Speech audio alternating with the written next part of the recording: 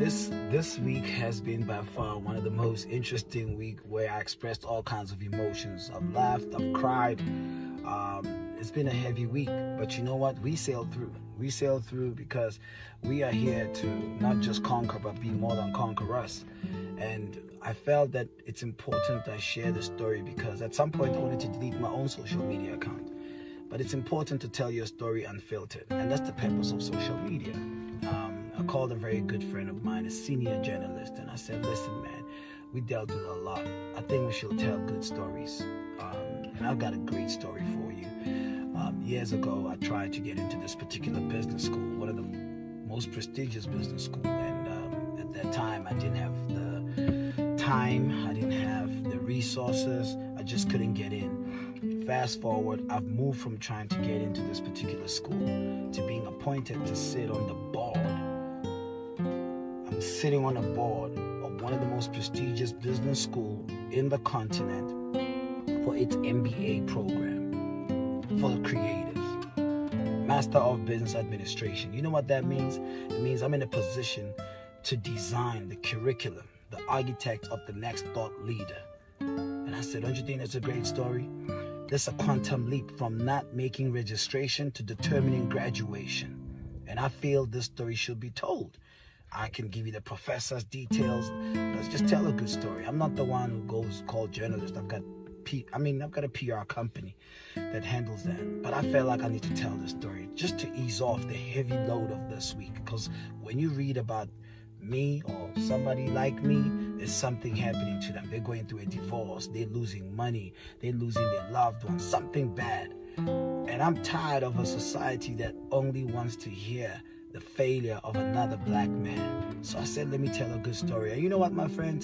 He said, it's not a juicy story, Touch. What else is happening in your life that we can write about? What? It's not a juicy story? Really? So understand that we are in a society, if we're going to be role models, it's not going to be determined by those who are in the position of the power of the pen and paper. You have to tell your story. You have to share it. You have to engage other young men. You have to go out. No one is holding that young black boy's hand to say, look at him. Look at your big brother. There goes a template, the blueprint of success. Every time you hear about somebody like myself, somebody in my position, they have to be a failure. They have to be humiliated. Not with me. Not with me. The God I serve is far greater, far able, and most significantly, He's willing. And you are looking at an elevator that can only go up. Yeah, fair enough. There'll be some kinds of headlines and stories, but that's life. We're going to keep going and it's going to fluctuate. But this elevator can only go up. Oh yeah, I got scars of all gossip columns, scars of all social media gossip. But they don't stop this. The power invested in here is far greater than your opinion. I'm the first of my industry to sit on this level as the architect of the next thought leader. And if you don't think that's a great story for you to celebrate, I'm going to celebrate it every second because I'm going to enable, empower somebody like you to go through a channel that prepares them for the world. I sit on the board of the top CEOs in the country. Yes, me, a boy from Shopville. So, tell your story, baby. If 2 people or 3 are going to like it or hear it, it's a testimony. It's not for likes. It's to influence thinking.